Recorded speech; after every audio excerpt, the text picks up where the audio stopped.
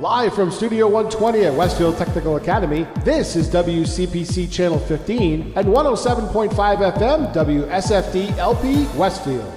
Support for the community programming provided by the Dunkin' Donut Shops of Westfield and the Sardinia family. It's nice to know that even as the world changes, Dunkin' Coffee remains the same at 7 convenient locations throughout Westfield.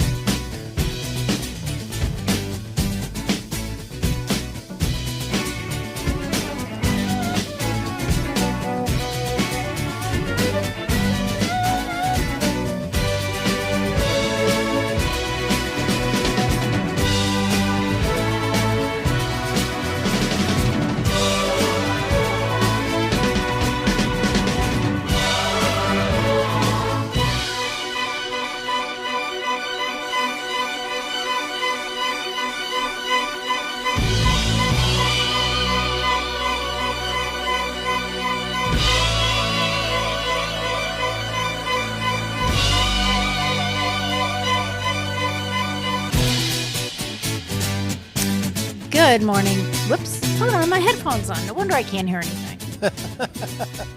Hold on.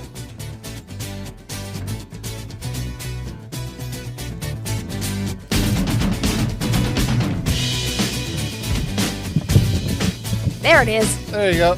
You know, it's so weird because I'm sitting here, I'm going, well, I feel like something is missing. And, and I'm looking around, I'm going, nope, I got all my notes where I've got my water, my glasses, and I went, oh, my headphones. No wonder it sounds so different in here. I can hear myself. I know. I'm really losing it. I feel like I'm really losing it with just forgetfulness. I don't know what's going on. A lot on my plate. Oh, yeah, that's part of it. I was going to stay up late last night to try to catch the aurora, and then I fell asleep.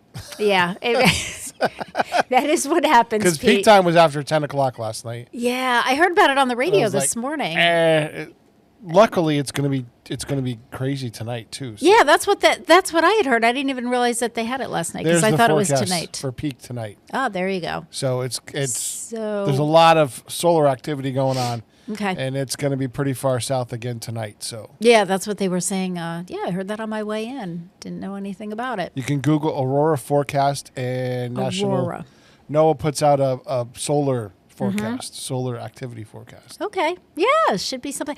I was really, Grace and I were disappointed last week because we were looking for that super moon. And it was supposed to be really big and really low. It was a full moon.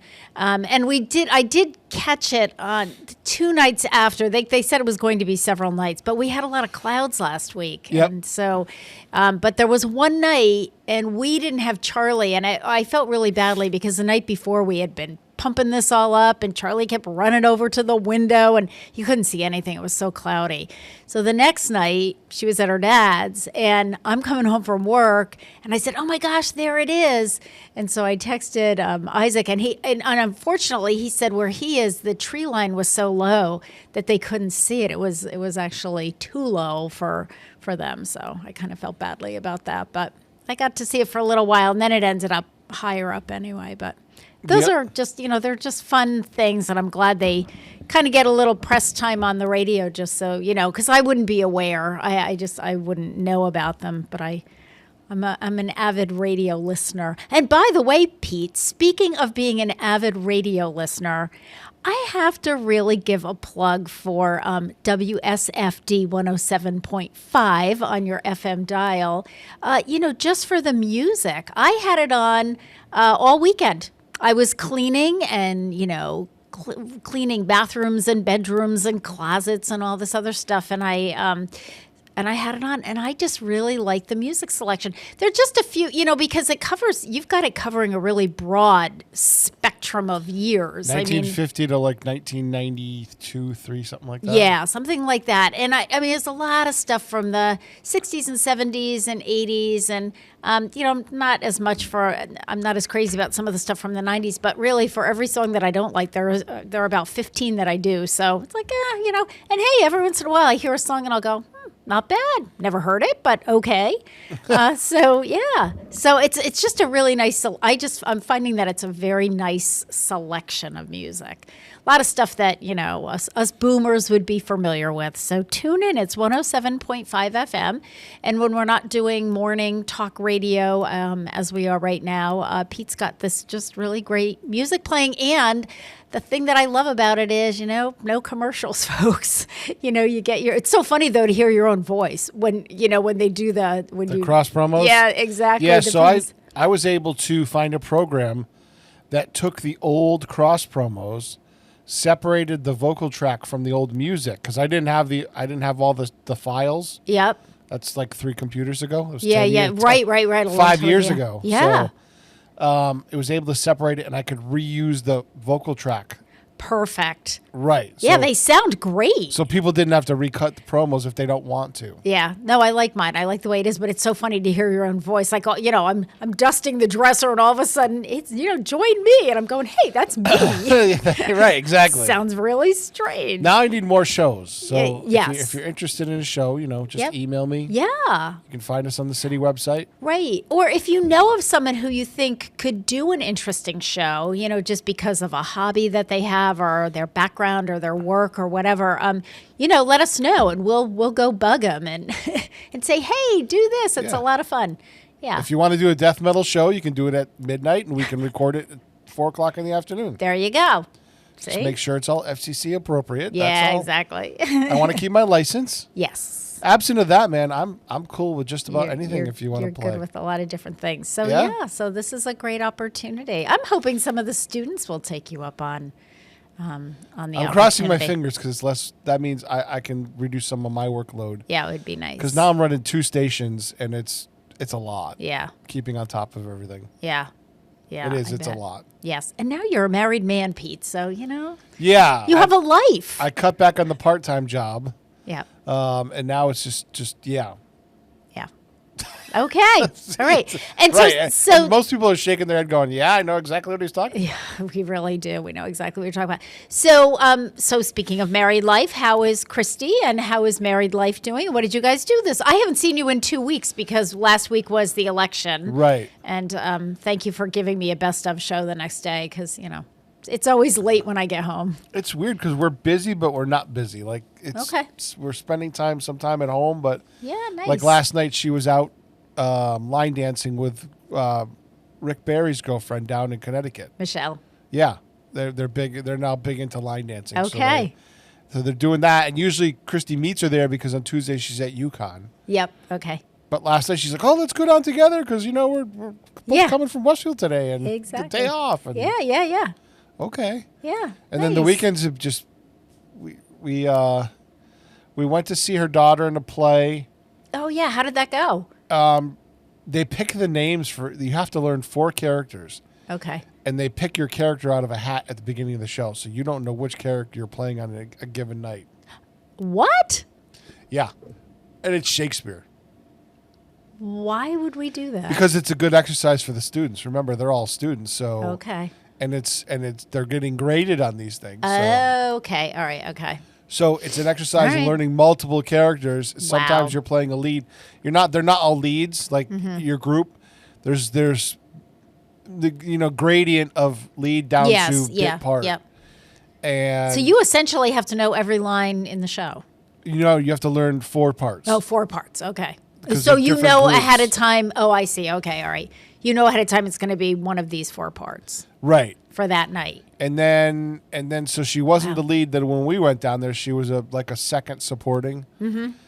But she's a senior, so the seniors need portfolio stuff. So the last night, it was a senior night, so they had seniors in the lead. So Christy Nice. went back down. It's a 2-hour drive. Yeah. down there. Yeah. So Where's Christy she going to school, Pete? Western Connecticut. Western Connecticut State University. Yeah, in Danbury. Yep. That's yep. a hall. Yes. Yep. That's a hall. So, so her and her dad went down. Christy and her dad went down there Nice. for senior night. Nice. I was like, I'm okay. I saw it once. Chairs are uncomfortable. Yeah. No, I get it. It's in a black box. Yeah, I'm good. I get it. Nice. Well, speaking of theater, we could talk about this because my guest this morning is Carol Palmer, who normally joins us on the first Wednesday of the month, but because last week we did a best of, she's going to join me this morning. But I had like a full weekend. Kathy Millis asked me on Friday afternoon, so are you doing anything special this weekend? I said, listen, I'm doing something special every night this weekend. I was, everybody was impressed. So Friday night, I went to the, Gary and I had tickets to the UMass hockey game. They played Maine. It was a great game. They won 4-0. And he has a friend who has like VIP parking and eating and, all this other stuff. And his friend couldn't use the tickets. Often Gary goes with him. Okay. He's a track and field guy, former teacher at Dean, I think, Dean Tech in Holyoke. But anyway, he's retired now, and he and Gary often go to the games together. And he said to Gary, I can't go. Why don't you take Tina? And so it was great. We had a ball. I saw City Councilor Bill Oniski there. Actually, he saw me. He tapped me on the shoulder. But it was great. We had a lot of fun. The food was awesome. And then Saturday, Carol Palmer was my date to go to the Majestic Theater, and we saw Steel Magnolias. So we'll talk more about that when Carol comes on second hour. But it was a lot of fun. So yeah, good weekend. I did. It was productive. That's how I judge how was your weekend? It was good. It was productive. I got a lot done. So lots of cleaning and closet cleaning and so forth. I'm just trying to, I'm still trying to switch over and get my winter stuff out because it is getting chilly out there. Like it's 39 degrees now, and today I think is a high of 43. So pretty much what you see is what you get. Yeah, it's going to be cold. Yeah, it's going to be a little chilly. And it was cold yesterday because it was windy. It was freezing. Yeah. We were like, we were going to go out and then we do stuff in the yard. Yeah. Like, nope. No, it's too damn cold. It was cold, and it was also just windy, so it's hard to do yard work when, with the wind. Gary tried that last week and was not very successful. He said, you're trying to get leaves, and, well, you can't because they keep blowing around. So. Right. And Grace was going to take Charlie out yesterday, but that That just didn't happen. She said it was too nasty. So Grace declared it a pajama day. Charlie had a little cold, so Grace is like, okay, jammy day. We'll do stuff inside. So anyway, all good. I assume that the Veterans Parade went off without a hitch. I know. Yes, and because it was going to be so cold and windy, they did it. They did a split. Yes, they did the ceremony inside. I talked to Julie the day before on Monday, and she had said that. She said, we made the call that the ceremonies were going to be indoors because she said, we'll have the parade because it's not raining or anything, but it was going to be cold. So she said, we'll do the ceremonies inside. And I forgot to ask. So Brady had reached out because he said, hey, yeah, I want to introduce myself because Julie doesn't know that I'm going to be doing this. Okay. So he reached out and she sent him the itinerary. He talked to Jay, said, hey, Jay, where can we meet up? And Jay goes, what are you talking about? She forgot to tell Jay. So we told Jay. Oh. And so he helped out, Nice. like he normally does. Yeah. And it was just funny. Like, I said, Yeah. introduce yourself. You know what I mean? Yep. It's better that she knows you're going to be there. Yes, absolutely. Of course. So Gary. that went off without a hitch too, apparently. Gary asked me a question, and I don't have an answer to this, and I meant to ask Julie, but the Park of Honor that they do with the flags. Parker Memorial Park. Yeah. Oh, no, across from that's Parker. across the street. And Gary, we always get flags. I have one for my dad because he was in the World War II. Gary's dad was Korean War. My cousin was Vietnam, and then Charlie's dad was in the National Guard and over in Afghanistan. So I get my flags. But Gary said to me, he goes, Tina, I saw the flags are up now. He said, I thought once they finished with the park, with Veterans Park, that they would move them across the street. No. And I said, no, I don't know why they don't. Their agreement, I think, is with the school department to have it over there. Okay.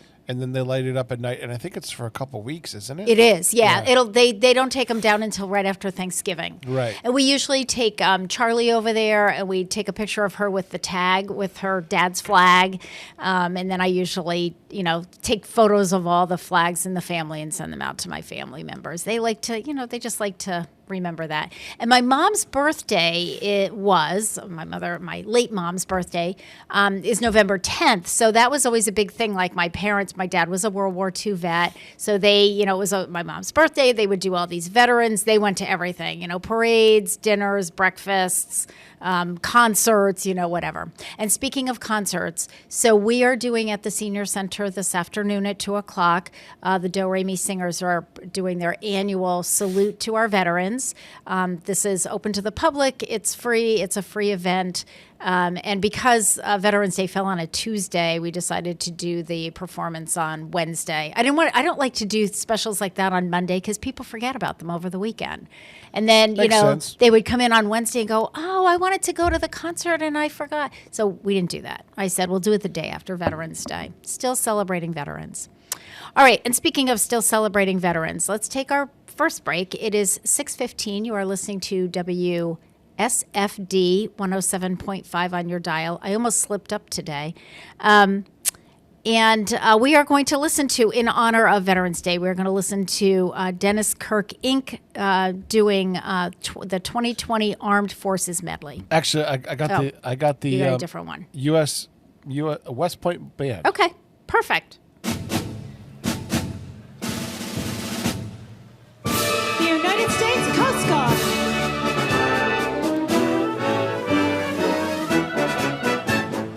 We're always ready for the call. We place our trust in thee. Through surf and storm and howling gale, high shall our purpose be. Semper Paratus is our guide, our fame, our glory to fight, to save our fight and die. I, Coast Guard, we are for you. The United States Air Force. Off we go into the wild blue yonder, climbing high into the sun. Here they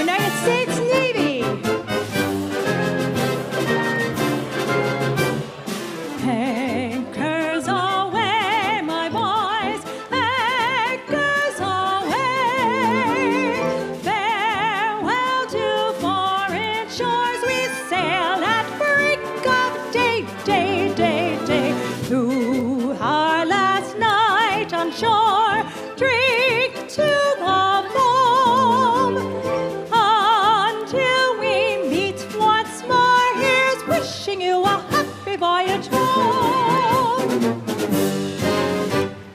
The United States Marine Corps.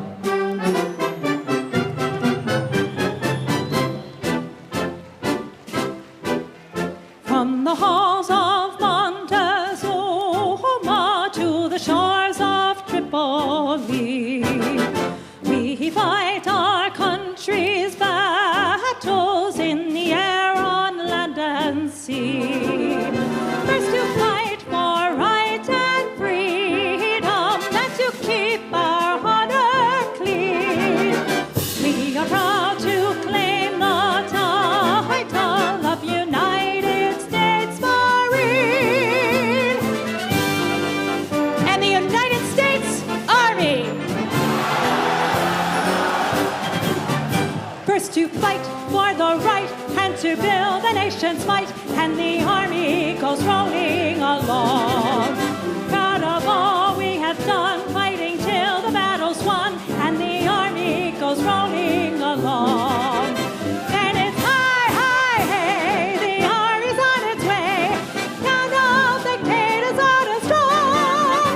For wherever we go, you will always know that the Army goes rolling along, that the Army goes rolling along.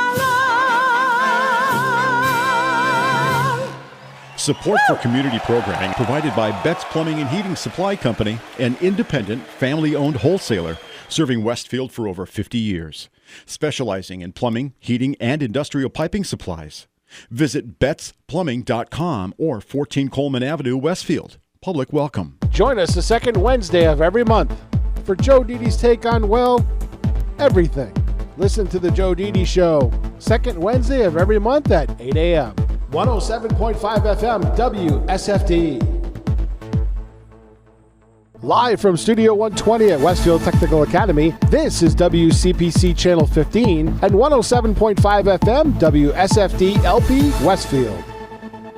Good morning, Westfield. It is 6:19. You are listening to WSFD 107.5 on your dial and WCPC Cable Channel 15. My name is Tina Gorman. I'm your Wake Up Wednesday host, and I'm in the studio this morning with the chairman of the board and our chief engineer, Pete Coles. Good morning, Pete. Finally fixed all the IDs. Good. I got a burst of energy. Yay. And I was at home. I think I got to recut them, though, because I think I had a cold. Okay. Sounds like I have a cold in those things. I was like, good Lord, I sound terrible. Oh, I don't know. I think they sound okay. You don't think I so? can Well, you're hear- you're your own worst critic. I though. can hear it. mean, It's like, get I it. think I had a cold. Well, 'Cause probably. I sounded terrible. I mean, you've been, battling pneumonia for a month, for heaven's sakes. Yeah, or I'll have Jay do it. Yeah. Because now I have the templates, Yeah.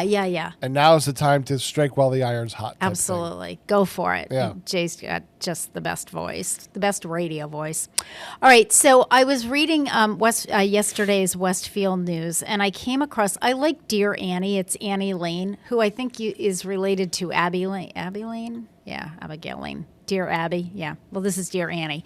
But anyway, she did a really great article. I thought it was just a lovely article yesterday on veterans. And I decided I want to read this. It just really touched me. It moved me, and I hope it does you as well. The title of it is Those Who Served and Those Who Waited. And she wrote this herself. Usually people write into her. She wrote to all of us, and she said, Dear readers, every Veterans Day, I always remember a woman I once met in an airport. She was sitting quietly by a window, holding a small American flag in one hand and a welcome home sign in the other. The edges of the sign were worn, clearly used more than once. Her son had been deployed 3 times. He says not to make a fuss, she told me, smiling through tears. But how do you not make a fuss when your whole heart is finally coming home? That is what Veterans Day feels like to me. A moment to make a fuss. To stop and remember that behind every salute, every medal, every folded flag is a story, a family, a heartbeat. Some of our veterans came home to paraders. Others came home quietly, carrying memories that do not fit easily into words.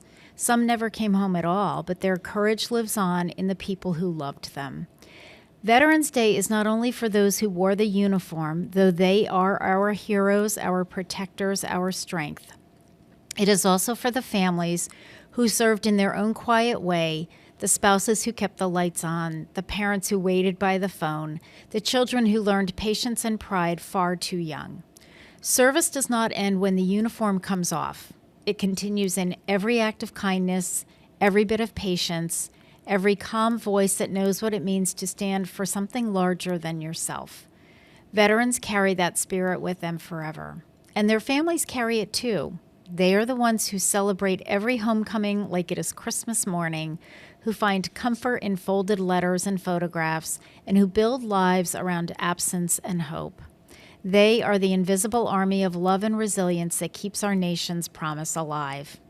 I think of the father who missed his child's first steps, and the mother who came home and quietly went back to work, trying to fit back into a world that kept spinning while she was away. I think of the young man at the grocery store who always still stands a little bit taller when the national anthem plays. They do not ask for recognition. Most of them will say, "I was just doing my job." But our job as a nation, as neighbors, as human beings, is to never forget that their job cost them something. Time, safety, sleep, and sometimes a piece of their peace. So today, let's make a fuss. Let's say thank you not only with flags and parades, but with the way we live our lives, with gratitude, with kindness, with compassion. Let's teach our children that freedom is not free. It is a gift handed down by those who are brave enough to protect it. To every veteran and every family who has ever waited by a window with a welcome home sign, we see you, we honor you, and we thank you. Your service made us safer, your sacrifice made us stronger, and your love of country reminds us all what it truly means to come home. So thank you to Annie Lane, because I think that was just really well written, well said. Yeah. All righty. So Annie has no relation to Ann Landers, by the way. What about Abigail? Nope. No? Nope. No. Oh, okay. For some reason, I thought she was a daughter of someone. Okay. Well, there you go. No, but she took over the mantle, and her inspiration is Ann Landers. But yeah, she lives in Manhattan. Okay. She graduated at NYU, and Good to know. Yeah. I mean, I think her advice is usually pretty spot on. Yeah. Occasionally, I don't agree. Or sometimes, especially when she writes about elder issues, and that comes up, occasionally, before I can respond and say, usually she'll give a good response, but I feel like there could be more. Some other social worker has already written in and said, "Ooh, and what about this, this, and this?" And she's always very grateful for that extra, information that people give if they have, information about a particular subject. So I like her, and she's usually on the last page of the Westfield News every day. So. Okay, November is Eye Donation Month. So Eye Donation Month raises awareness about cornea donation and transplantation, honors selfless donors who gave the gift of sight, celebrates recipients whose lives have been transformed, and educates about donation and encourages individuals to register as donors. Eye donation does not mean that the entire eye is transplanted. Instead, only the cornea, which is the clear dome-shaped surface that covers the front of the eye, is replaced, restoring sight for those with cornea-related blindness. The entire eye can be used for research and education, potentially helping untold thousands of people regain their sight as researchers develop new understanding of the causes and effects of eye conditions that lead to blindness. Eye, tissue, and organ donor registration can be done via individual state registries or through the Department of Motor Vehicles. It is important for prospective donors to notify family of their decision because the family's cooperation during a medical/social history interview is required before transplantation. Currently, there are an estimated 12 million people suffering from corneal blindness around the world. Anyone, I love this, and I didn't know this myself, anyone can be a potential donor regardless of age, race, or medical history. When it comes to corneal tissue, everyone is a universal donor, so your blood type doesn't even have to match. That doesn't even matter. And practically anyone who is above 1 year of age can donate their eyes, and there is no upper age limit. So Wow. you can be in your 60s or 70s. I know, unlike some other organs that kind of have a shelf life, so to speak. Yep. So yeah, consider that if you haven't already. Next time you get your license, they'll ask you, do you want to be an organ donor? And that'll be put right on your license. So all good stuff to know. All right. Let's see. You know what? Let me do this because I saw this article. I was going to make this announcement, and I am going to make the announcement. Okay. But there's also an article in yesterday's, I think it was yesterday's Westfield News that goes with it. Hold on, I'm coming. Everything's stuck together. My fingers are still chilly.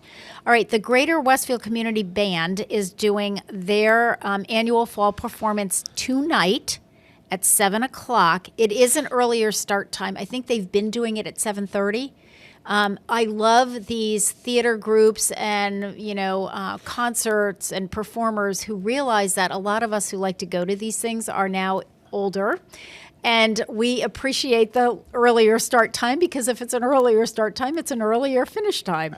So this is at 7 o'clock tonight at Westfield High School, 177 Montgomery Road. It is the Greater Westfield Community Band directed by Patrick Kennedy and Will Cho. Free admission, handicap accessible, bring a friend, enjoy some music, and here's my article. Community Band set to perform Wednesday. The Greater Westfield Community Band's annual fall concert will take place Wednesday, today, in the Westfield High School Auditorium with an earlier start time of 7 p.m. The concert is free to the public. The fall concert will feature many familiar songs and medleys, as well as some compositions by veteran wind band composers and some by new and exciting composers of the 21st century. Some highlights will include a medley of pop songs from the Guardians of the Galaxy movie series, Pirates of the Caribbean movie series, and The Greatest Showman. In addition, the Greater Westfield Community Band conductor Will Cho has arranged a staple in the wind band repertoire entitled An Irish Rhapsody. This exceptional work features 6 Irish folk songs. The concert will also feature conductor Patrick Kennedy's arrangement of Amber Waves of Grain, a symphonic rhapsody on America the Beautiful. This beautiful piece has become a standard in the wind band repertoire, especially during holidays that honor our veterans, Kennedy said. And, we all know Patrick Kennedy. He's been around forever. He's amazing and will show. So, yeah, free concert. Again, just remember that it is an earlier start time. It's at 7 o'clock, and that's in the high school auditorium. It's free. Bring a friend. Pete, someday if I ever retire, which we know that may or may not ever happen, but if I do, I'm going to spend like a year just doing all of the free things that Westfield has to offer and the surrounding community, because there is so much to do. And I've had older people tell me that. I've had some of my seniors say, like, if you just go to all the free stuff, the concerts at Stanley Park and this kind of thing, you could be out, every other night, every other day. There's a lot of things to do. So all good. All right. You are listening to WSFD 107.5 on your dial and WCPC cable channel 15. It is 6:31. And in honor of Eye Donation Month, we are going to listen to Jackson Browne singing Doctor My Eyes. We'll be back.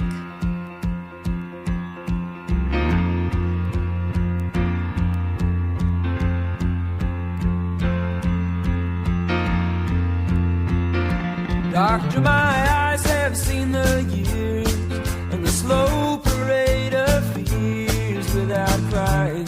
Now I want to understand. I have done all that I could to see the evil and the good without hiding. You must help me if you can. Doctor, my eyes, tell me what is wrong. Was I unwise to leave them open for so long?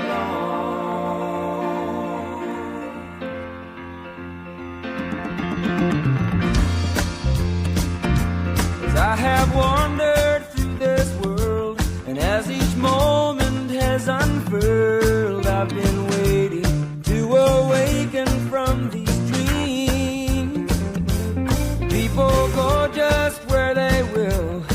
never noticed them until I got this feeling that it's later than it seems.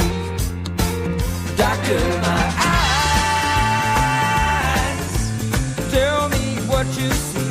I hear their cries. Just say if it's too late for me.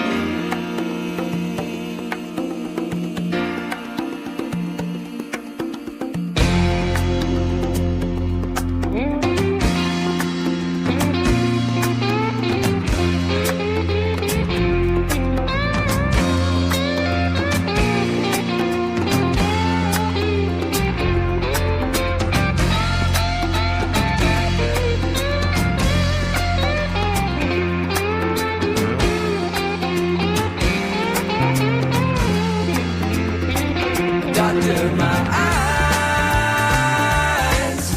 I cannot see the sky. Is this the price for having learned how not to cry?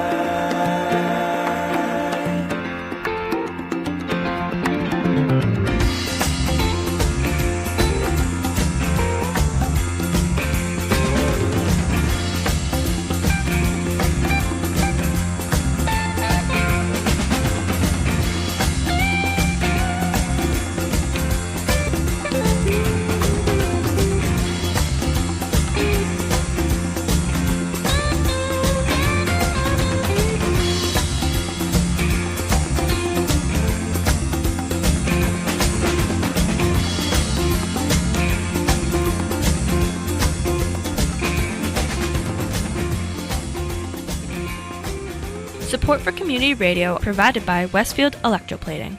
Employing over 140 skilled platers, painters, and technicians, Westfield Electroplating was founded in 1946 and was the first company in the country to achieve National Aerospace and Defense Contractor Program accreditation, proudly maintaining that status for over a decade. Westfield Electroplating provides over 50 quality finishes to meet your corrosion, cosmetic, or performance needs. On the web at www.westfieldplating.com or 413-568-3716. Westfield Electroplating, putting the finishing touches on technology. Listen to me, Michael Buster McMahon, Mondays 8 to 10 a.m. to learn the stories behind your favorite songs. Or don't. I'm not the boss of you. Community Radio. 107.5 FM WSFD. You're listening to 107.5 WSFD-LP, Westfield Community Radio in Westfield, Mass. Good morning, Westfield. It is 6:35. You are listening to WSFD 107.5. Now, Pete, what's the LP? Low power. Oh, okay. When we do a legal ID, we have to use the full LP. I never knew that. Yeah. I always thought it was long playing, right? Isn't that what it used to be for Yes. the LP records? Okay, low power. Got it. All right. And WSFD 107.5 and WCPC, Cable Channel 15. My name is Tina Gorman. I am your Wake Up Wednesday host. I'm in the studio this morning with the chairman of the board and our chief engineer and newly married Pete Coles. Good morning again, Pete. Good morning. All right, so November is National Runaway Prevention Month. And it's an annual awareness and prevention campaign for runaway and homeless youth issues. This is like a really big deal. It's a big problem, and it's problematic for a lot of reasons, which I'm going to tell you about in a second. For most families, November ushers in a time of gratitude and holidays spent with family. But November is also a time to remember individuals who lack those very hallmarks of the season. Each year, thousands of U.S. youth run away from home, are asked to leave their homes, or become homeless for a variety of reasons, leaving many young people without a safe place to stay. They sleep on the streets, in cars, in abandoned buildings, or on their friends' couches. We call that couch surfing. And if you don't think it happens in Westfield, think again, folks. Acknowledging homeless youth as a subpopulation among other homeless individuals is significant because compared to a homeless adult, youth lack the independent living skills and work experience to successfully end their homeless experience. On top of that, youth are also undergoing a secondary phase of brain development that requires specialized approaches to help them successfully transition to adulthood. In other words, serving homeless youth the same way we treat adults is like trying to bake a cake in the freezer. The conditions will never produce the intended result in that environment. But the right environment that takes youth experience and developmental milestones into account can keep youth off the streets. This prevents them from becoming chronically homeless adults that will continue to put pressure on our community resources.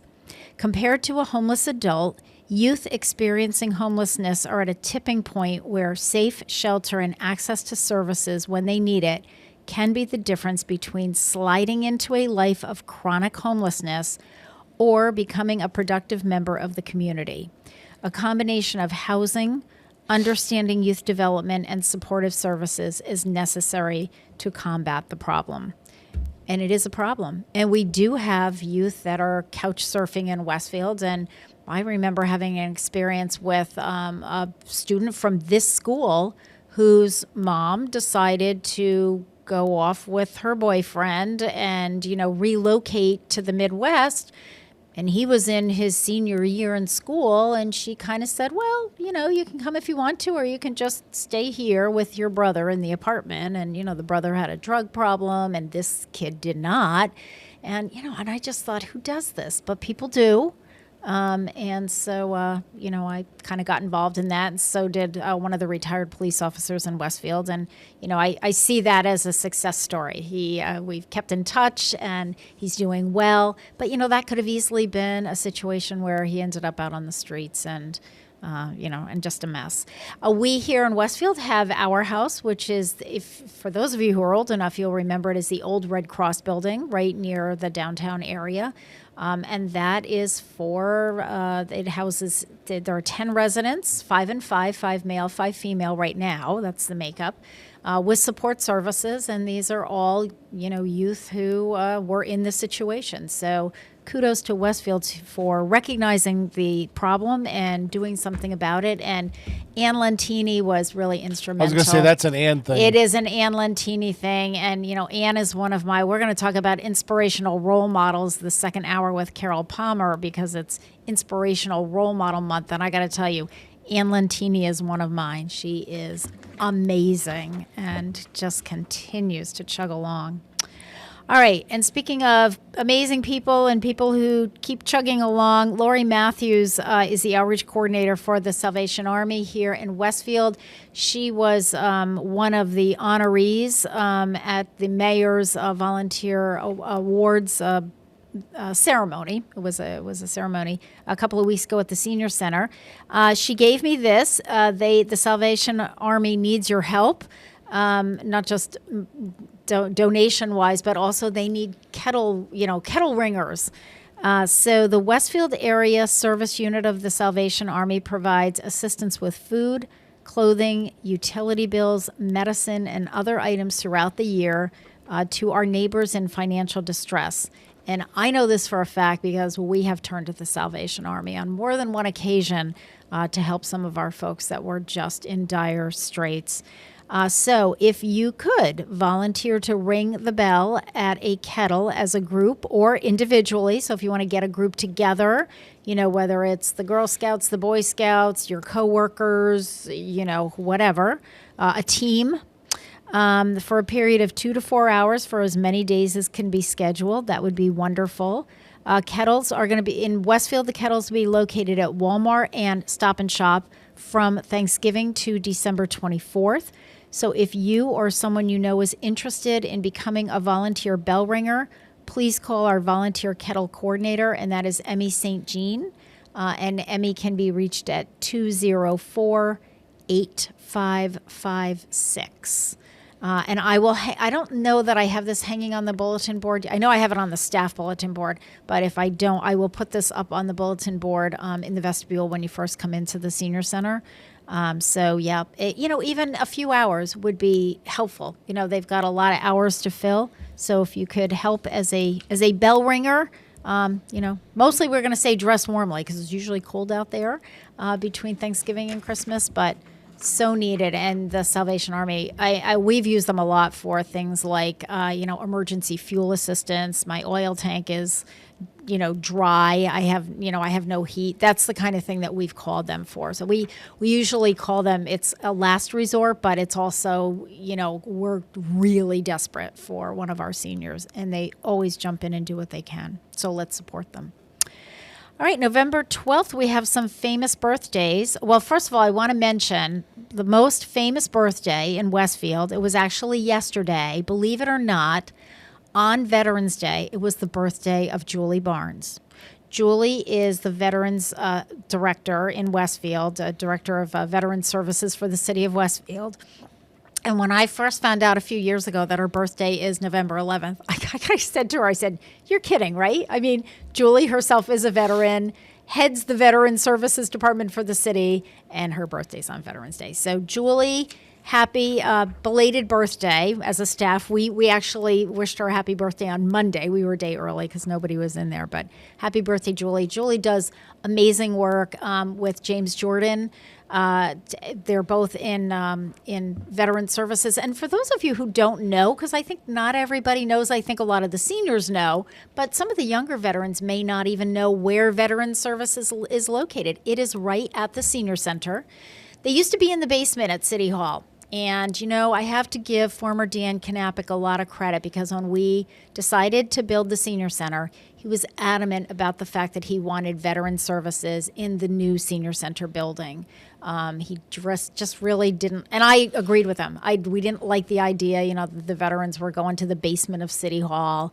But we, of course, it had to be accessible. That's part of the reason it was just easy to get in and out of there. Yeah. But the new building, so nice. And James, actually, Julie wasn't, it was Bobby Callahan was director of Veteran Services when we first opened the new senior center. But James he remembers being in the old, City Hall downstairs in that, in the basement room. And so he said, oh my gosh. Get a little drafty down there. Oh my goodness. And kind of dark. But, when they moved, and, the story behind that is that when I asked Bobby Callahan when we moved into the senior center, of course, the Friends of the Westfield Senior Center had raised the money to furnish the senior center. But that didn't include veteran services because that's a completely separate department. So I asked Bobby, I said, well, what are you going to do do you have plans for furniture? And he said, well, theirs was so bad. I mean, it was so bad that they really couldn't even move it. And I know what he means because I had a couple of desks at the old senior center, same thing. Like if you moved them, they would just collapse. Yep. So he said, well, I was going to ask you if we could just have some of your old furniture. And I said, no, that's not going to work. We're not going to do that. I'm not putting you in a brand new office suite with crummy furniture. So Senator Vilas got us some grant money, and that helped. That furnished the veterans suite, and that was really fantastic. So James felt like he died and went to heaven when he moved over there. He said, Yep. "What a difference!" And of course, the other They thing, have a nice office over there. they have a beautiful suite. It's right around the corner, so it's easy to get into right around the corner from our desk. And they are really part of our senior center family. And part of the reason that that former Mayor Knappich wanted to put veteran services there was that. There's so much overlap between our older veterans who are getting exactly. benefits through veterans, but they're also getting benefits, through Medicare and Mass Health and whatever. So it just made it a more coordinated effort because in the old days, when we were on Main Street and Veterans Affairs was at City Hall and Karen Noblet was our senior benefits coordinator, she would work with somebody and then she'd say, okay, now I'm going to send you down the street, go a half a mile and meet with James, and he'll pick up the other benefits that you're entitled to. So this way, it really is a matter of we can just walk down the hall. And Lynn Hills is our senior benefits coordinator now. She replaced Karen a few years ago, and we just walk back and forth, talk back and forth, and really give people coordinated services, which is the whole goal of this. We're trying to make it as easy as we can, especially for our vets. So. All good stuff. All right, it is 6:47. You are listening to WSFD 107.5 on your dial and WCPC cable channel 15. And so in honor of Runaway Prevention Month, Youth Runaway Prevention Month, we're going to listen to Dion. I always thought this was the saddest song. I remember the song growing up singing Lonely Teenager. We'll be back.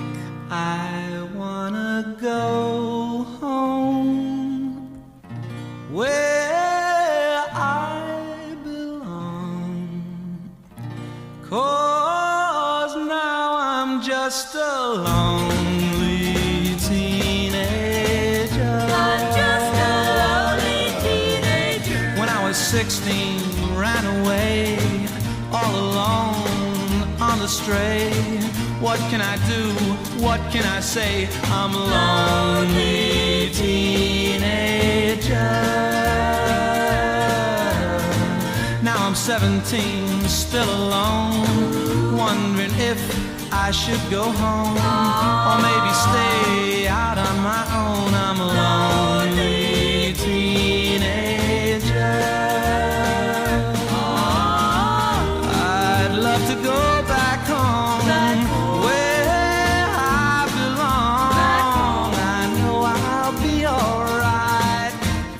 Just stay out of sight. I wanna go home where I belong, 'cause now I'm just a lonely teenager. I wanna go back home.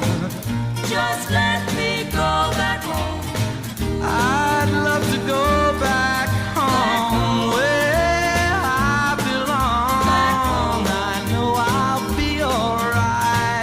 If I stay out of sight, I wanna go home where I belong, 'cause now I'm just a lonely teenager. I wanna go back home, lonely teenager. Please let me go back home, lonely teenager. Support for the community Underwriting is brought to you by Boise Cascade Distribution, providing products and services needed for building material dealers, home improvement centers, and industrial customers. They offer everything from engineered wood and plywood to Drex decking and railing, James Hardy siding, and Advantech subfloor. Located at 33 Fowler Street Extension in Westfield and on the web at bc.com, they are committed to providing quality products, great service, convenience, and value. Want to know what's trending at Westfield Technical Academy? Join host Kevin Daly and Carol Groom to find out all things Tiger. Tiger Talk, Thursdays at 8 a.m. 107.5 FM WSFD. Live from Studio 120 at Westfield Technical Academy, this is WCPC Channel 15 and 107.5 FM WSFD-LP Westfield. Good morning, Westfield. It is 6 feet. I know. Carol said it's too loud, and I'm going, okay, I know. But then you're just. Usually I test it out before you, but she's early today, so I didn't have a chance. I didn't have a chance to test it out, but that's okay. She joined us. So Carol, as I mentioned earlier, that Carol was my date on Saturday night. We went to see a show at the Majestic. Yep. So before we talk about that, we have to talk about this gift. So Carol said she had a gift for Charlie. So her great-granddaughter, Evie, is how old? I was trying to tell Grace. She's going to be 3 in December. Oh, she's getting up there. Yeah. Okay. And Charlie's not quite 2.5 yet. So they're about 6 months apart or so. But anyway, Carol said that she had gotten something for Evie and she had gotten the same thing for Charlie. She thought this would. But she wouldn't tell me what it was. So she just gave it to me. So wait till I tell you. This is a great story. So this is what she gave us. It's a holiday chocolate cookie mini house kit. The kit includes pre-baked chocolate cookies, pre-made icing, M&M's candy, and M&M's minis candy. Okay, so this is it. So basically, all you have to do is glue it together. Not right. glue, but yeah, put it together. Put it together, right? Yeah. Okay, so Grace has kind of semi-started potty training with Charlie. Okay, so she and Isaac, Charlie's dad, decided they're going to use mini M&Ms as the reward, the incentive, right? The incentive and the reward, right? So Charlie has learned the fine art of she'll go on the. She did this the other night. She'll go on the potty, she'll do, like a teaspoon of urine and want an M&M. And then she'll go back on and do a little bit more. And you know what? So Oh, my God. she's already figured this out. Smart kid. Right? Smart kid. Yeah. So my husband, who has been for 3 years, had been on a gluten-free, dairy-free diet, has now reintroduced dairy because that was pretty restrictive. He's still gluten-free, but he's reintroduced dairy. So with the reintroduction of dairy, There must be gas involved with that. well, it's opened up this world of like now he can eat ice cream again. He can have all this stuff. So Grace and I had hidden the mini M&Ms in the refrigerator just so Charlie didn't see them on the counter because, then she's like, she wanted them. She wanted it, right? So we hid them in the refrigerator. So she's doing her potty thing the other night. And so Grace, gave her M&M and, whatever. So Grace said to me last night, I said, Grace, I said, I am missing an entire container of whipped cream. Well, we don't go through that much whipped cream. But periodically, when I make an apple crisp, which I made the other night, I said, I like to have a little whipped cream on top. I go to the whipped cream thing and it's almost empty. So I asked Gary, I said, Gary, did you raid my whipped cream? No, I wouldn't do that. Negative. So I said, it must have been Grace. So I said, who else is it? It wasn't me. Charlie's too little. So Grace said, Mom, she goes, I never have whipped cream. I mean, maybe on hot chocolate, but it's not hot chocolate season yet. So Not no. yet. So I said, dang it, it was Dad. And she goes, oh yeah. She said, ever since he got off this dairy thing, she said he wanted Charlie's M&Ms. And he said, do you mind if I have some of Charlie's M&Ms? And Grace goes, no, those are for potty training. So Gary's like, can't I just have some? And Grace is like, no. Hey, Gary, pro tip. Moolicious is going to stay open all winter long. He is desperate. You can go over there and you can get the moo anytime you want because they're going to stay.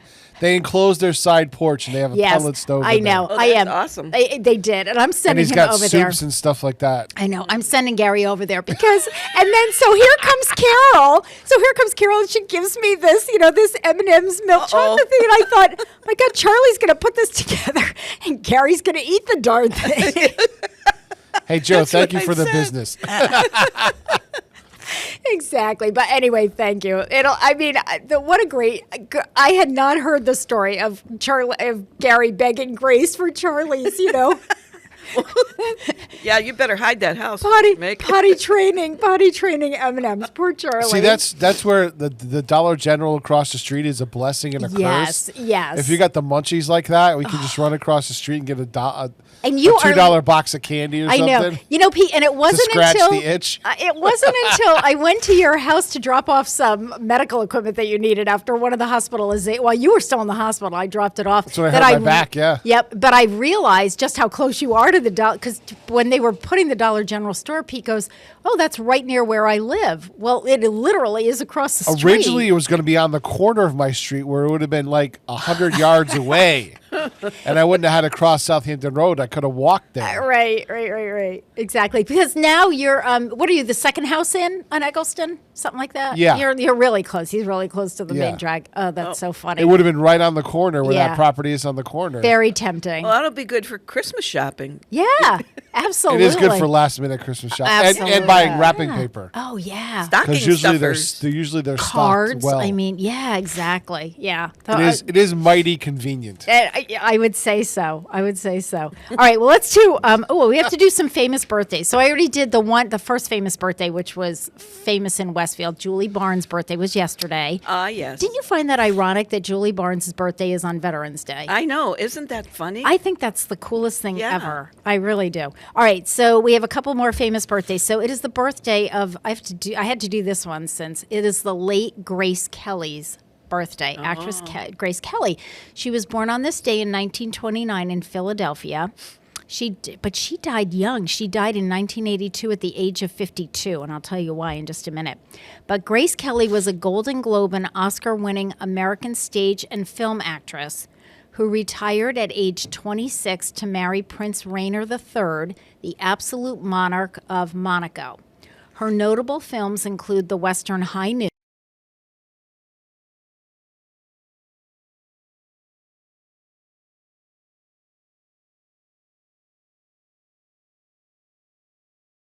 do some birthdays and some announcements first. So today's the birthday of Al Michaels, television sports broadcaster, which I really like Al Michaels. I think he's a great broadcaster. So that's I do the birthdays of the people that I like or that I want to know more about. Okay, so he was born on this day in 1944 in Brooklyn, New York. He is 81 years old. I think he looks great. Now employed by NBC Sports after nearly 3 decades with ABC Sports, Al Michaels is perhaps best known for his many years of calling play-by-play National Football League games, including nearly 2 decades with Monday Night Football. Yeah, that was the old Monday Night Football on ABC. He is also known for famous calls in other sports, including the Miracle on Ice.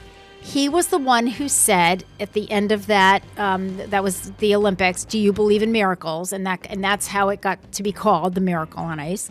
At the 1980 Winter Olympics and the earthquake-interrupted Game 3 of the 1989 World Series. Oh my God, I remember that. Well, I didn't. I remember that too. I mean, I didn't know that one at all. He became newsman Al Michaels at that point. I looked both of these things up. So first of all, let's go with the Miracle on Ice because I remember watching that, which was amazing. I had 2 wisdom teeth pulled, so I'm on all these pain meds, and I'm watching this game, against Russia. That it was so cool. So that refers to the gold medal winning USA Olympic hockey team at Lake Placid. At the games, the U.S. team upset the heavily favored Soviet team in a match that came to be known as the Miracle on Ice. Mm-hmm. And it was Al Michaels who I watched I went back and I YouTubed the last 3 minutes of the game. Yeah. And yes, you can hear him at the very end as they're counting down 10-9 out screaming, "Do you believe in miracles? Do you believe in miracles?" So that was cool. Now, the 1989 World Series. Well, I didn't know anything about that. So that was between the Oakland Athletics and the San Francisco Giants. Okay. Think of where they both are, right across the bay from each other. It was also known as the Bay Bridge Series, the Battle of the Bay, and the Earthquake Series. Yep. So the 2 participant cities lie on opposite sides of San Francisco Bay, connected by the San Francisco-Oakland Bay Bridge.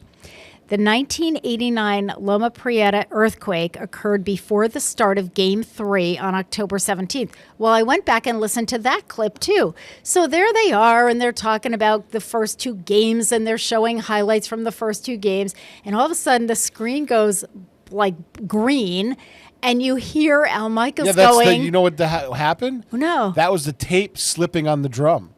Oh. That was the actual videotape moving inside the recorders. Because you can hear Al Michaels saying, I think we're having an earthquake. And then you can hear him saying, I don't know if we're on air or not, but I don't really care. I mean, it's I just want to live. So sure enough, the ballpark had to be cleared.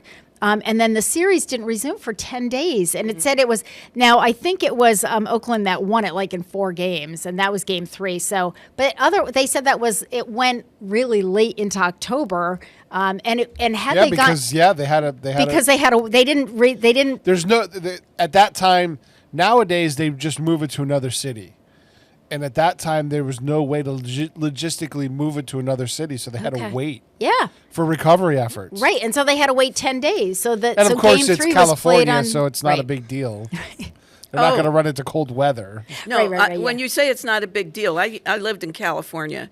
And, you'd be sitting at the dinner table and all of a sudden... Yeah, everything's shaking. And I'm talking about the earthquake. I'm talking about the weather. Yeah, he's talking about the weather. Yeah, it's not a big deal to postpone it because you're not going to get snow in Yankee Stadium. Absolutely. But I'm just saying that what you said is absolutely true out there, that people, they have tremors all the time. Oh, so they're just used to it. And you just, you walk across the floor, shake a little bit. Oh, okay. Plates rattling. Go fix dinner. Yeah, it's just part of life. Pictures cockeyed on the wall. Yeah, it's part of life. It's part of it. You live in California. Well, I thought that was really interesting. See, you learned something. I didn't know any of that. But happy birthday, happy 81st birthday to Al Michaels. And then finally, because I love gymnastics, it is the birthday of Nadia Comaneci. Oh, and if you love gymnastics, she is 64 years old. I was just going to ask. mask. Nadia Comaneci, 64. I still can see her on those uneven bars doing that perfect 10.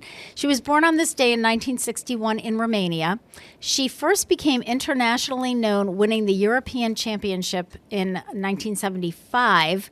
She became a worldwide sensation at the 1976 Montreal Olympics at the age of 14.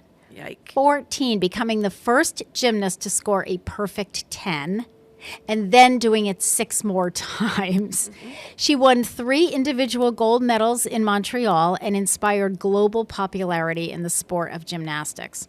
In 1977 and 1979, Nadia Comaneci was again all-around European champion. At the 1980 Olympics in Moscow, she scored 2 more perfect 10s and 1 gold twice more. In 1989, just prior to the Romanian Revolution, she defected to America. She settled in Oklahoma, working with American gold medal winner Bart Connor at his gymnastics school. Now, Bart Connor was on the team with Timmy Daggett.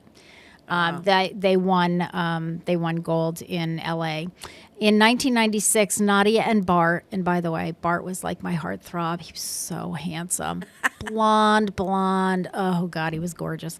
Anyway, they got married at a lavish wedding in Bucharest. So, of course, I had to look up and see what that was all about. I mean, her dress was just beautiful. But here was the thing that was surprising to me. She had all these young, they almost looked like flower girls, but they were like, I don't know, 6 or 8 of them, all in white lace dresses, kind of like her bridal gown. And the mother of the bride was in white lace. So that must be, you know, the thing very European, I guess. She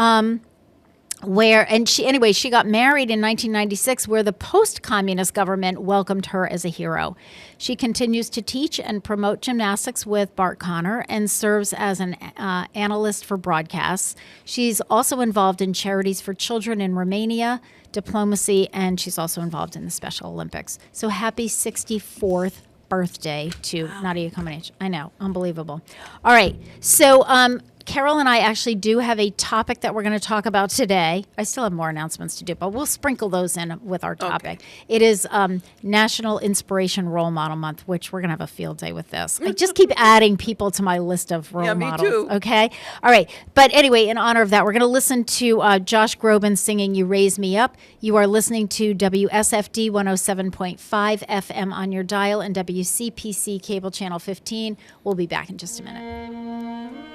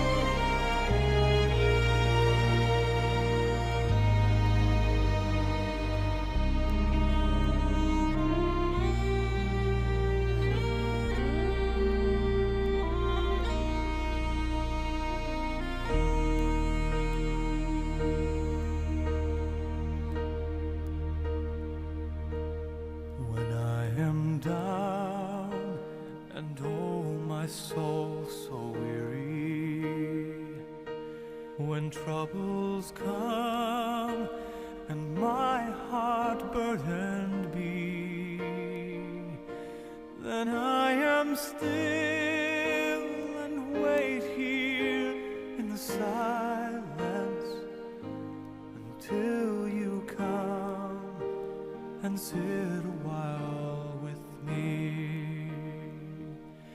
You raise me up so I can stand on mountains. You raise me up to walk on stormy seas. I am strong when I am on your shoulders. You raise me up to more than I can be.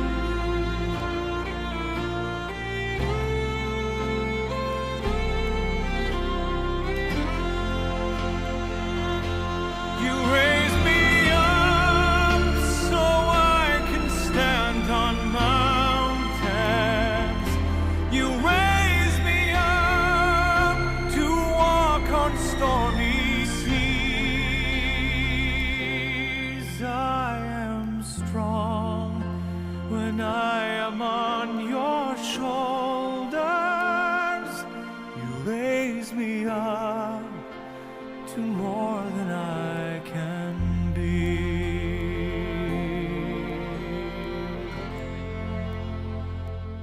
You raise me up so I can stand on mountains.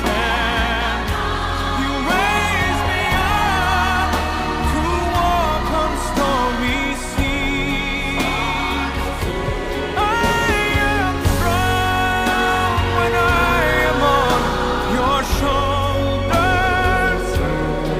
Raise me up to more than I can be. You raise me up so I can stand on mountains. You raise me up to walk on stormy seas. I am strong when I am on your shoulders. You raise me up to more than I can be.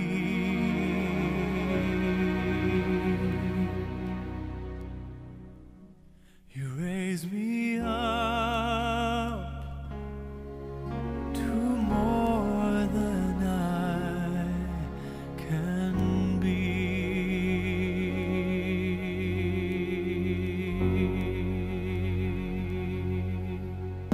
Hi, this is Harry Rock, host of Rock on Westfield every fourth Wednesday at 8 a.m.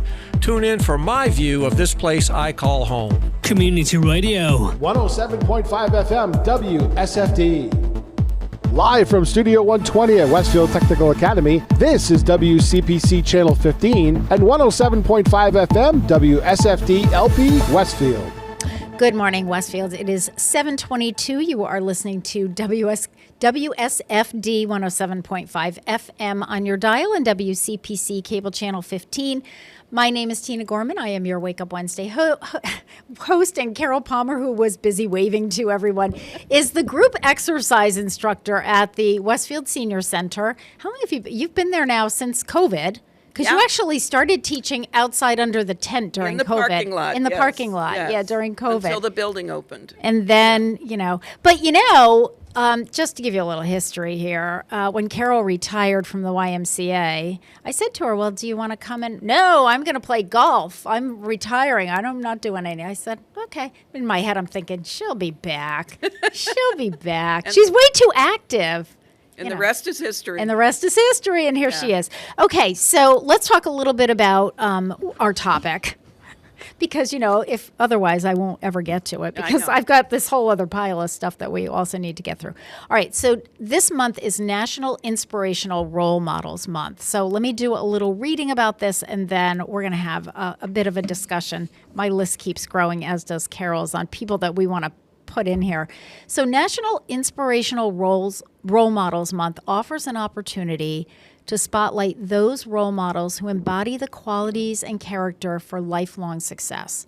So no matter your age, gender, or stage of life, having someone who inspires you to be the best version of yourself is always a positive and healthy thing. And this is a show about health and wellness. Perhaps it's a friend, an employer, clergy, teacher, celebrity, or an activist. Whether the person is high profile or not isn't really important. Their character and ability to inspire, guide, and teach carries much more value. This month, focus on the person who motivates you and thank them for the leadership. This is a month to appreciate the people in our lives who set positive examples we aspire to emulate. Role models perform a vital function. Through their character, accomplishments, and behavior, they show us what's possible in life. Although we can have role models at any age, role models are particularly important for teenagers. Teenagers are at that critical turning point in life when they form an identity that's separate from their parents, and often different from the various identities they inhabit during their childhood years. That's not to say that parents or grandparents can't be role models. They're often role models. And very successful people from all walks of life will often cite their parents and grandparents as their first and most influential role models. That means that you always need to remember that the children in your life are watching and learning from you. What you do affects them today, tomorrow, and has the potential to shape the course of their lives. And I always say, you have to walk the walk, not just talk the talk. It's really important. So how to recognize and celebrate your role model? Whether your role model is someone famous or someone closer to you, you can celebrate their inspirational qualities in various ways. You can get involved in activities or events that your role model is or was a part of. Stepping into the shoes of the person that you look up to the most is likely to stir something up inside you that encourages your growth as a person. There's a reason that person is your role model, right? I mean, there's a reason why you've made them your role model. So take a good look at them and their life. What healthy habits do they have? How do they make people feel? If you can mold yourself after them while keeping your own unique personality, you have struck gold. If possible, if your role model is someone local, maybe a friend, a relative, recognize and celebrate that person. So find them. Tell them that they're your role model and tell them why they're your role model. Explain how they've impacted, changed, or helped you in your life and thank them for being an inspiration to you. The person may not have even realized that you were looking up to them. And I think a lot of times that happens where, you have no idea that, that you're a role model. And another good way to celebrate National Inspirational Role Model Month is by being a good role model to others. And we'll get into that in just a minute, but I want to talk with Carol a little bit about the first part of this and the people that we see as role models. So what are your thoughts on that, Carol? Well, I was thinking back, and I think when you're young, teenager type thing, most of the time you don't particularly like your parents, or right. So exactly. So it became more like you'll laugh. You know who my role model was back then? Anne Margaret. Oh my God, my father was in love with Anne Margaret. Oh my gosh, she could sing, she dance, could sing, and act. She could do everything. She was like the triple threat. Yeah. So I watched her movies. And and she was this little dynamo, and she was just with beautiful. Elvis and everybody else. Yeah, absolutely. So, I get that. Yeah, back in the day, that was, and of course, as we mature, we learn to appreciate maybe more our parents and our grandparents. And so my Italian grandmother was, as far as cooking goes, was the biggest role model that, other than Julia Child, that anybody could ever have. Oh yeah, she was phenomenal. And then you mature a little more, and you look at people in your life. I think that are, and I have. Well, you're one of my role models. Well, that's so funny because you're one of mine. Oh, that's really funny. It's really funny that you say that. But when I think about the people that I've met through my job. So I've been with the senior center now for 20 years. Ugh. And when I think about the people that I've met, and we were talking earlier about Our House and Ann Lentini. Mm-hmm. Ann Lentini to me is an inspirational role model. She is amazing. I've watched her do amazing things. I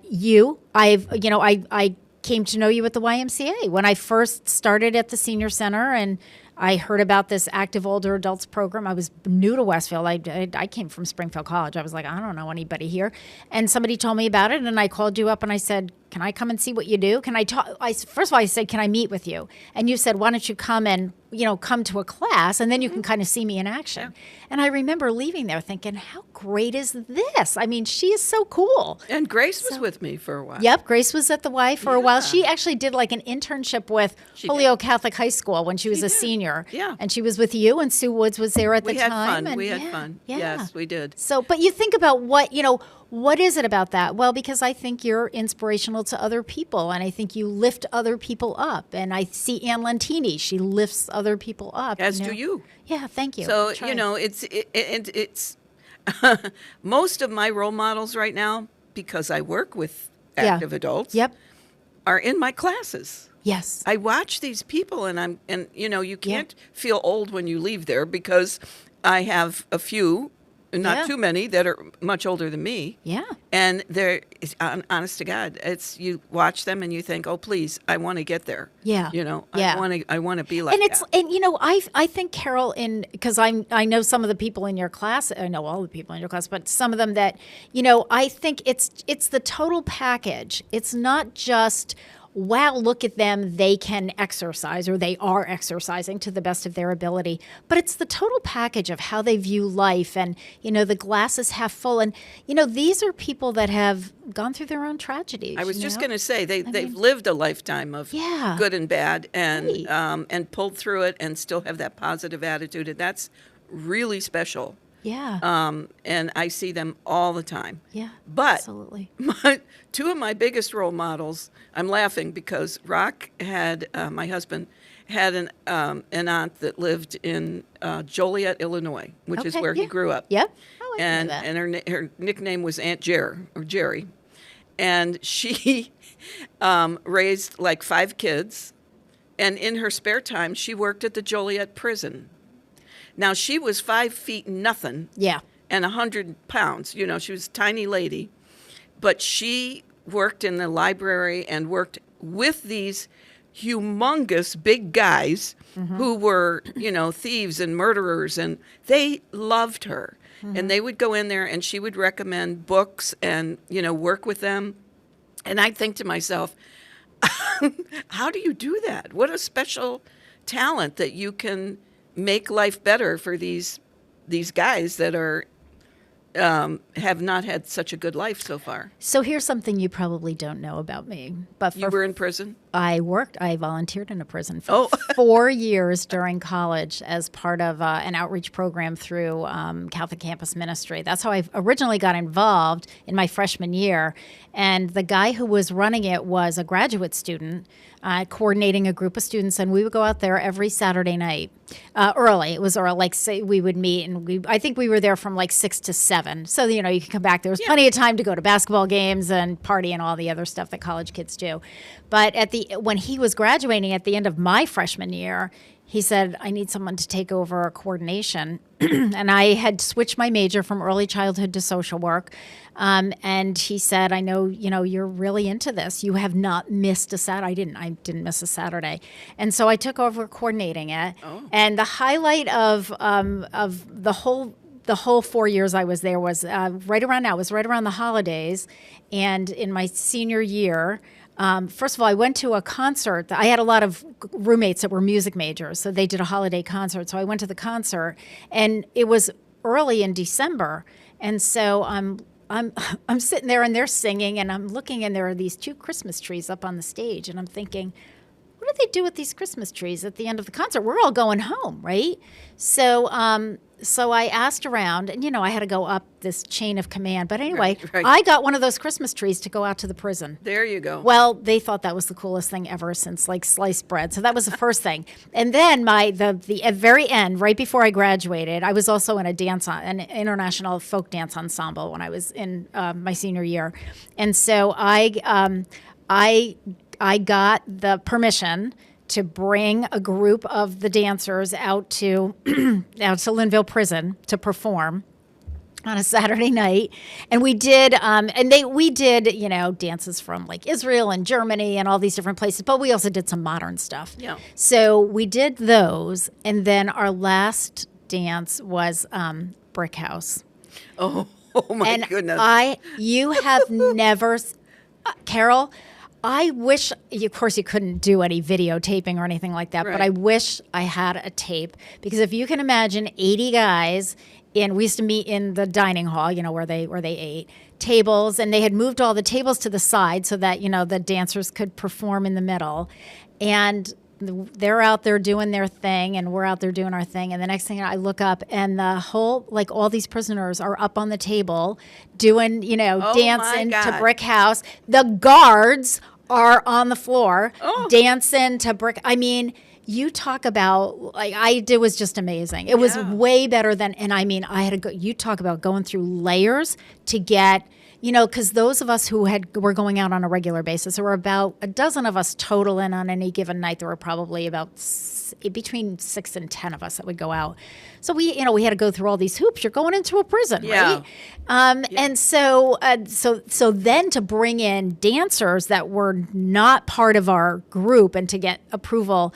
I mean, I was like laying it on with all of the powers that be to get them out there. But it was you're good at that. It was, I know. That was, and I wasn't, but I mean, I was young back then. And I was learning the strategy. But it was the coolest thing. And, same thing. I was like, you're this woman. I mean, I don't weigh very much. I'm 5'6", but, these guys were like way bigger than I was. Oh, God, yes. And it started out as like a prison camp. It was originally it was a minimal security, but what had happened is over the years, as they were running out of space, they were moving, different types More of offenders in there. Yeah, I mean, they were in there for way bigger stuff, which of course I didn't tell my parents. They knew that I was doing the volunteer work, but I didn't give any details. Better not. It's not something that mom and dad really wanted to hear about. But anyway, I digress. But it was just such a great story because it was just the coolest thing ever. Those are things. Yeah. Yes. Well, I have two of my better friends. One is the lady that lives in New York that I talk about all the time, who's had Parkinson's for over 20 years. And she, I always say if it was me, I'd just go lie down in bed somewhere. But she's up and, on the treadmill. Her husband is her caretaker. Yeah. But he has been there through all the years and has driven her to all the therapies and everything. So we went to our 60th class reunion last month. Had to be because I went to my 50th, and you have those many years on me, Miss Carol. I do, and but she was determined. She wasn't going in her wheelchair. Yep. She had a cane, and she held onto his arm. Yep. And she went to the reunion that way, and she looked beautiful. So she's one. The other one is a young lady by the name of Diane. She's in Florida right now, so she won't hear this, so I can talk about her. Okay, talk away. When she retired from the Y, she was at the Y before me. Oh, okay. And I was there 33 years. And so she was already teaching when I got there. And then eventually I took over the department, and she worked, and I just used to shake my head. Because this woman she had a job where she worked through the night with young boys in the home that was over in West Springfield. And then she'd come home and she'd sleep for like an hour, and then she'd go teach her classes at the Y. Oh my and then she'd babysit in the afternoon. What? And then I know she would sleep like 3 hours a day. And by the way, she's a biker. She was a runner. She was active in between all of that and teaching classes, and she taught cycling classes her last part of her career there. But and to this day, I just texted her the other day. She has a bad knee, so she's been a little careful. I said, "What'd you do today?" "Well, I biked 15 miles, and then..." Yeah. Do you love it? And then I walked a couple miles on the beach, and she's recouping a bad knee, which is why she's not running right now. Exactly. But I took it easy. I just cycled for 15 miles. Yeah, and by the way, she's like 3 years younger than me. Yeah. So she's in her early 70s. Yeah. And she's just an amazing woman. And when she retired, I wrote a song for her, because the end of it was, and in her spare time, she built a cabin. They have a cabin up on one of the lakes, and she and her husband, they laid had the foundation laid. They built the cabin, and it's beautiful. Wow. And now they live there full time. It was going to be their retirement place, and but it's been there for like 20 years.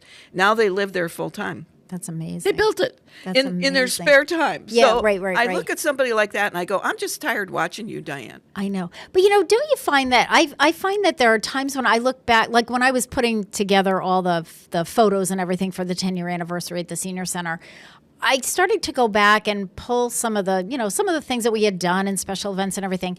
The year that we opened on October 26, 2015. And that year we did, the opening, we had the ribbon cutting. in early December. But we also did the Jingle Bell Brunch. We also did the Holiday Gala at Toccoa. We were also getting ready for tax time. I was just like, and Thanksgiving meal delivery. I mean, I'm like, I must have been out of my mind. When was I home?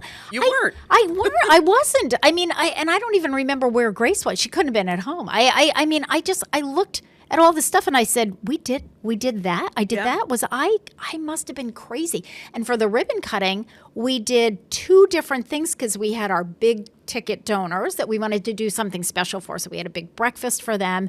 And then the same day, because we just did the whole thing all in one day. And then we had, later on, we had the open house and 1 million people. And by the way, my brother and sister-in-law came up because they said, listen, we've been living this, building the new senior center. We're here to watch the ribbon get cut so that we know it's actually done. Yeah. And they brought my niece, so they stayed with me. So you're like entertaining guests. It was insane. It was crazy. So I can see this, this friend of yours, Diane, and it's just like, I think at the time you don't necessarily think about those things. You just like do it. I guess not. You just plow through and you do it. Yeah, that's it, absolutely right? true, because I did the same thing when I left the Y. Of course, they had a little party and a luncheon thing, and there were boards with pictures. And I'm looking at them going, what the heck? You know who the famous person was that I used to laugh at? It was Fred Astaire. Before he died, they did, a tribute to him. Yeah. And they showed all the different dances that he did and created. He was a choreographer as well as a dancer. And he just, afterwards, he got up and he looked at everybody and he said, did I do all that? I know. I believe it. Yeah. I believe it. It's, you just do. Because again, you just do it. Well, let's talk about, we talked about recognizing role models, but let's talk about how to be a role model, because I think this is really important because, you really don't ever know when you are the role model for somebody else. And so here you go. Here are some ways for you to radiate confidence and goodness for the world to see. So first of all, always demonstrate leadership and confidence. Stay positive. I mean, I don't have any role models that are negative people. No. They're all positive, Right. Look at things from a neutral perspective and be calm, cool, and collected. Always strive for bigger and better for yourself and for others. Stand out in the crowd. Well, here you go. Here's why Carol is mine. But, be yourself and be proud of it. You don't ever have to try to fit in. People are drawn to those who are unapologetically themselves. Mm-hmm. I think that's true. I think that people really are kind of, sort of a little in awe, like, what? Like, I can't do that. Yeah. I like this one. Interact with everyone, not just your friends or the most successful or popular people in the room. Have an open mind and be a good listener. Show others that you care, even if you don't know them well. Being interested and concerned about people around you shows selflessness and great character. Be smart, well-rounded, and open-minded. Thinking that you're the smartest person in the room automatically makes you the dumbest person in the room. That's so true. As Gary said, it's really scary when people don't know what they don't know. Like Gary and I always use this expression, I know what I don't know. Yeah. I know what I'm not good at. I know where my weaknesses are. I know where my strengths are, but I know where my weaknesses are. But it's scary when people don't know what they don't know. Admit to your mistakes. And this is a hard one for all of us, I think. But if you embrace them, you can become better. So acting as though you're above failure and mistakes shows arrogance. And nobody is above failure and mistakes. We all make them. Be humble. Don't brag, boast, or trumpet your own accomplishments or sing your own praises, because if you do something laudable, it will speak for itself. You don't need to say a word about it. Be honest. It's not always easy to tell the truth, but it's an important quality to develop and embody. People will remember and appreciate you for being honest and straightforward, and it will inspire them to be the same. Be kind. I love this. This is akin to the famous adage, people may not remember what you do or say, but they'll remember how you make them feel. Mm-hmm. I love that. I don't know. I can't, and it's a quote and I can't tell you who said it, but people may not remember what you do or say, but they'll remember how you made them feel. I think that's important. It takes no extra effort to be kind to people, so practice kindness everywhere with everyone, from your immediate family to your friends and acquaintances. to people you meet for the first time, try being kind. You know, I was thinking, I'm adding to my inspirational role model list. I would put Julie Barnes on my list. Oh, I agree. And that kindness is, I mean, that's just Julie. She has to be, and her mom, do you know Ruth? I do. So between the two of them, and you can see where the apple doesn't fall far from the tree because they are two peas in a pod. Yep. And I put them, you know. Can I add one to that list? Yeah, go ahead. Joe Didi, quietly. Oh my gosh, Yes, he quietly. is. You know, Pete, you're absolutely right. I run 2 support groups now at the senior center, and somebody used to work in Southwick. One of the members of my new support group had a business in Southwick, and she needed some medical equipment for a family member, and she contacted somebody. It all got back to Joe Didi. So Joe Didi was the one who started, and I didn't even know they had this. He started a medical equipment loan program in Southwick because he got the church where they're storing all this equipment. Oh. And the Southwick Civic Fund bought the old Yes. church down by the McDonald's. Yes, and it's on kind of College like Highway. if there's something civic-minded happening in Southwick, somewhere Joe Didi's involved. I would agree with you on that. He built their food pantry, a brand new building, in record time because it didn't go through the town. He got it privately funded. Yep. And they built it on the site, and now they have a beautiful new building to expand their operations down there. He is an amazing person. Thanks for bringing that up, Pete, because Yep. I would definitely put him into the mix. Be consistent. Do your best to do what you say you're going to do when you say you're going to do it. I think that's important. This includes being on time to things like work, school, and family events, to working hard at whatever task you do. Help others. Whenever possible, help people who need help. Find a worthy cause and donate your time as a volunteer. My saying is always the most precious gift that you can give someone is the gift of your time. Because I think we all have so little of it. Mm-hmm. So, and I feel like people appreciate that, you know. I mean, how often do you hear people, oh, thanks for taking the time to whatever it is. Yep. So I think that's really important. Go the extra mile at work, at home, or at school. When you learn to serve others, you inspire the people around you to do the same. That positivity will pass from person to person, and your simple action of helping others may reverberate, I would say, around your community, around your town, around your state. You know, it goes on and on. It's the ripple effect. Every human contains the strength and power to inspire others. And the source of that inspiration is the unique flavor that you bring to the world. You, not anyone else. Your personality, your character, and your individual style are what makes you you and what inspires others to be their best selves too. So I think there's the potential for all of us to be a role model, an inspirational role model. And I think a lot of times people are, and they don't know they are.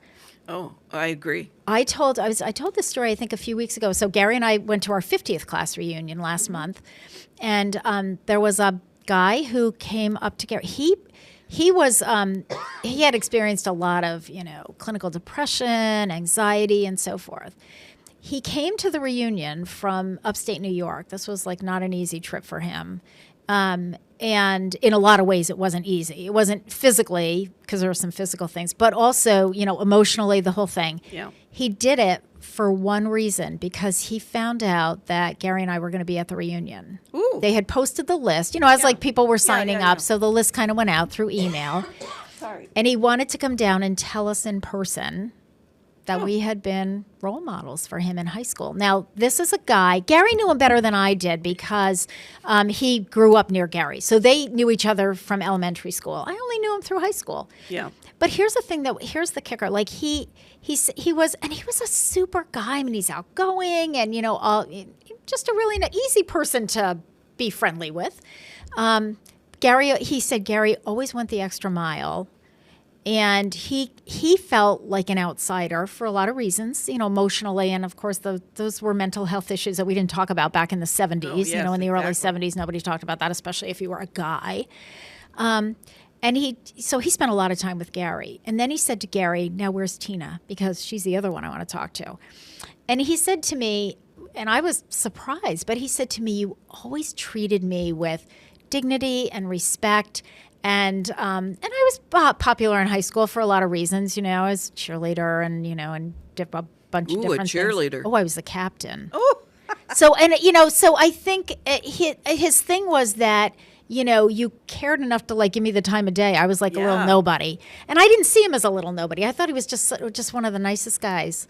But, you know, here you go. And so for him to do exactly what we're talking about today, you know, make the trip to tell us that. He's 50 years later. 50 years later. And I have not seen him. We haven't seen him in 50 years. I mean, we've gone back to reunions, but he had, you know, lived out of state. And, you know, and again, there were a whole lot of things that had happened in his life. And it was just the coolest thing ever. That's impressive. It was. Yeah. And it was just it was a nice reconnection. Mm-hmm. Gary has really spent, I'm working on our Christmas letter, you know, sort of, I do like a little 1-page thing. And so I usually kind of highlight each member of the family. I was thinking to myself, well, what do I want to say about Gary this year? But, you know, Gary, I think partly inspired by the 50th reunion, Gary has really made it a point to reconnect with a lot of people, not necessarily for, you know, forever and ever on a long-term thing, but just to say kind of this, you know, like we had a great friendship in high school or you were, you know, I really looked up to you when I was in high school or college or, you know, whatever the time period or elementary school.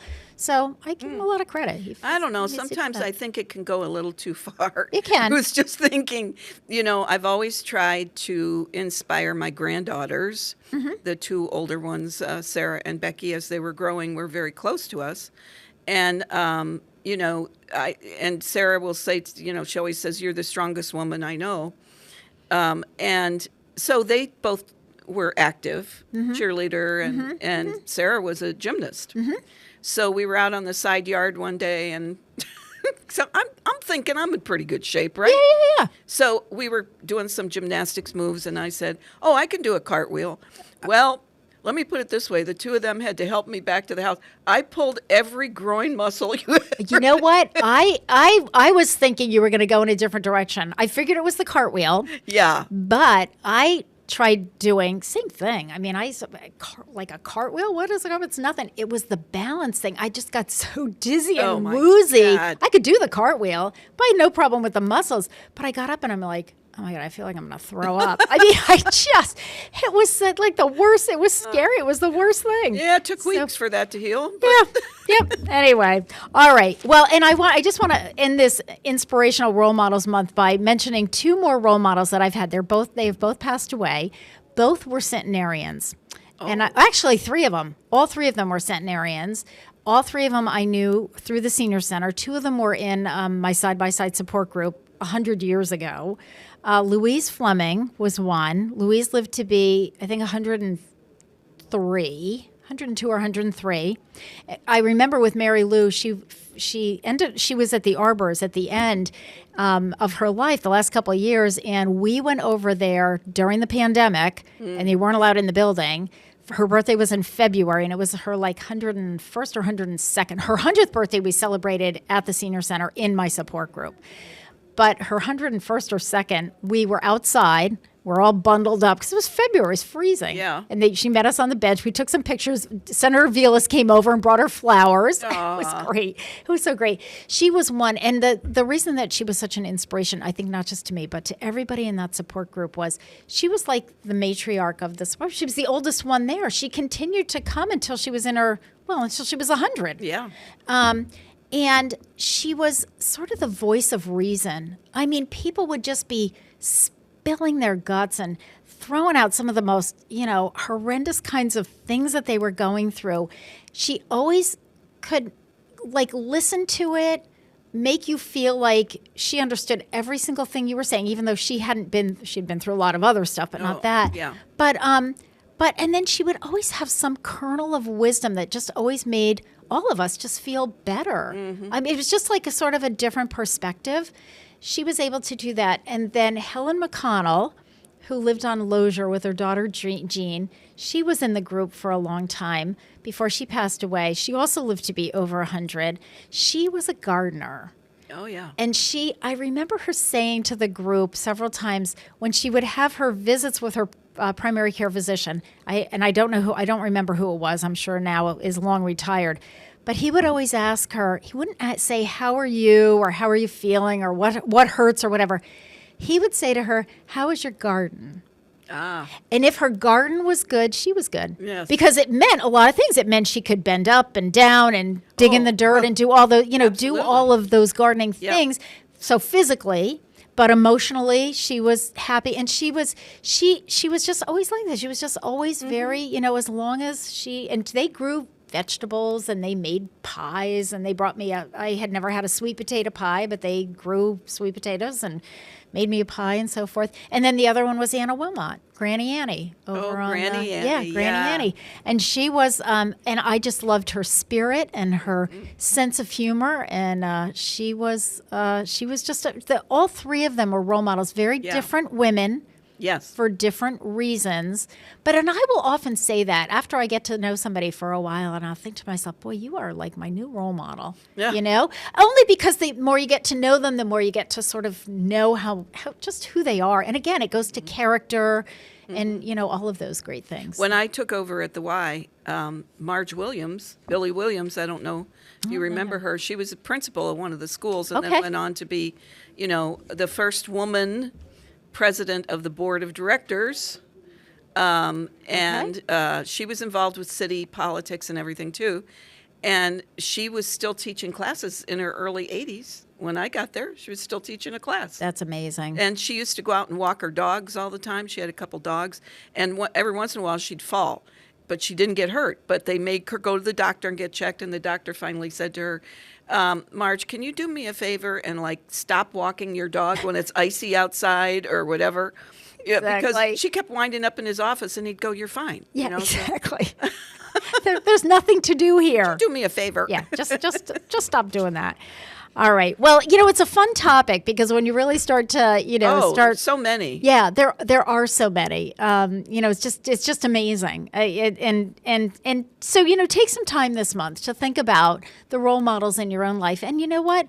If you can, it is pretty special when somebody comes out of the blue and says, "You've been a role model to me." I'm like, seriously?